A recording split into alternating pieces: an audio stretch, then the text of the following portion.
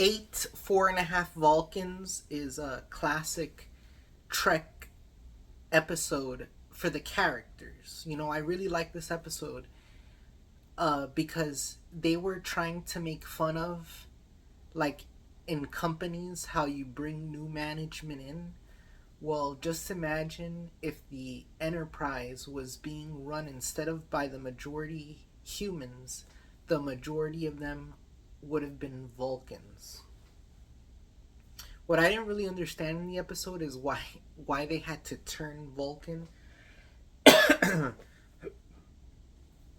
I guess it was to talk to some sort of pre-warp society or something, but what's funny is that it affects Lon, the security officer who is a descendant of Khan, because she's an augment, a superhuman.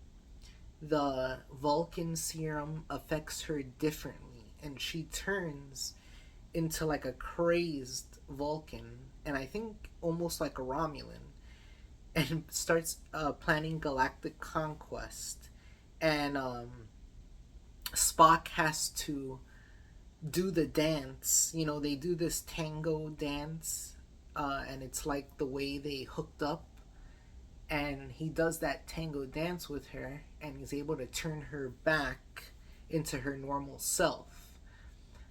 I really like Christina Chong, who plays Lon, Khan's descendant, and I really like this twist they've put where her and Spock are lovers instead of enemies. And her character, just alone, is great. Lon's character is great. This was a really funny episode, especially Uhura and her boyfriend, and just the way all of them turned into Vulcans. It was hilarious. And even the theme song in the beginning was said like a Vulcan. So, this episode, they had a lot of fun with it, and I definitely recommend it. There's 2 episodes left to the season. But definitely check this one out. And who also was great was the storyline between the first officer, the actress who plays Mystique, uh, the first officer girl and her Vulcan ex boyfriend.